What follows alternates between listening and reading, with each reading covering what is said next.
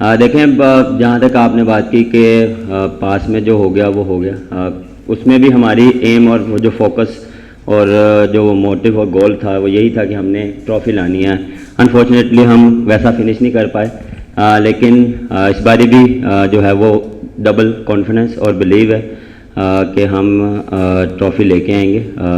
लेकिन एफर्ट हमारे हाथ में, और जो हमारी टीम का कम्बिनेशन और जितने भी हमारे प्लेयर्स हैं उनका जो जितनी भी हम बात कर रहे हैं वो सिर्फ ये है कि हमने कैसे जीतना है, कैसे मैचेस जिताने और कैसे हमने वर्ल्ड कप खेलना है। तो हमारा भी फोकस उस तरफ है और बिलीव एज अ कप्तान बिल्कुल मुझे सब पे और हमेशा रहेगा, और वर्ल्ड कप में इंशाल्लाह अपना पूरा फोकस और 100% देंगे।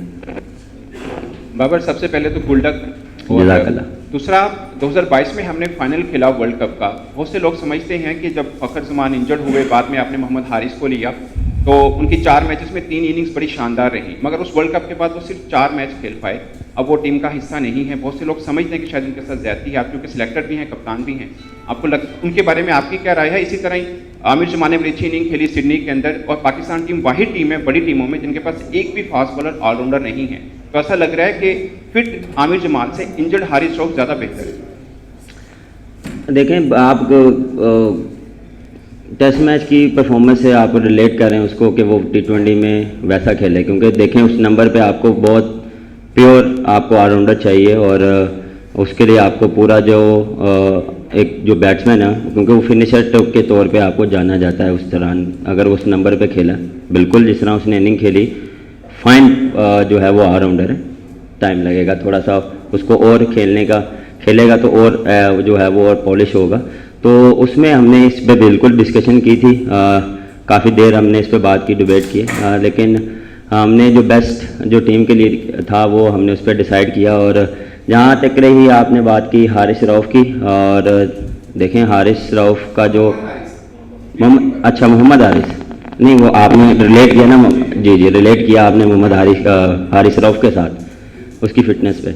लेकिन जहाँ तक उसकी बात रही है तो फिटनेस उसकी माशाल्लाह बहुत इम्प्रूव है। मैं एक्सपेक्ट नहीं कर रहा था ऑनेस्टली कि वो इतना जल्दी रिकवर करेगा, बॉलिंग करेगा, और वो बहुत कीन है। जो अच्छी चीज़ है जो उसको एज अ प्लेयर और एज अ प्रोफेशनल आप ये चीज़ आप में होनी चाहिए कि यार मुझे जो भी है मुझे कम बैक करना है, मुझे टूर्नामेंट करीब आ रहा है, मैचेस करीब आ रहे हैं, तो उसके जब भी बात होती है वो हमेशा पॉजिटिव और कीन बात करता है। तो ये चीज़ें मुझे चाहिए एज अ प्लेयर और एज अ स्पोर्ट्समैन।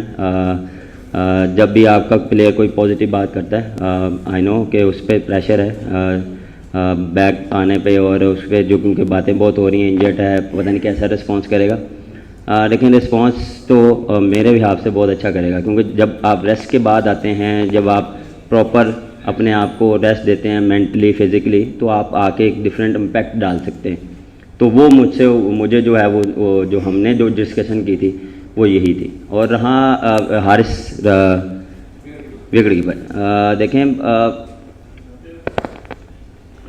देखें उस दौरान जब थे वर्ल्ड कप के बाद जो अपॉर्चुनिटी बिल्कुल उसको वैसी नहीं मिली, लेकिन नंबर जो था उसका वो जो टॉप ऑर्डर का था। अब टॉप ऑर्डर में जो है वो आप देख लें, मैं हूँ, रिजवान है, सैम है, फ़खर है, तो बिल्कुल उसको अपॉर्चुनिटी मिली, लेकिन अपॉर्चुनिटी उसको PSL में मिली थी। PSL में उसको अपॉर्चुनिटी मिली जिस तरह उसको एग्जीक्यूट करना चाहिए था, अनफॉर्चुनेटली उससे नहीं हुआ। ये नहीं कि वो बुरा प्लेयर है, टाइम आता है ऐसा, हर बंदे पे आता है, हमारे पे भी आता है, लेकिन फिर हमने उस पर डिस्कशन की कि क्या हम उसको कहाँ खिलाएंगे, क्योंकि अगर वो खेलेगा भी या उसको टीम में भी रखते तो वो मिडल ऑर्डर पे खेलता। तो ये डिस्कशन, क्योंकि हम बहुत जल्दी उस पर ना कंपैरिजन और वो करते हैं कि यार इसको ये नहीं हुआ तो क्यों नहीं हुआ, तो आप ज़रा थोड़ा सा ये भी देखें कि वो किस नंबर पे खेलता है।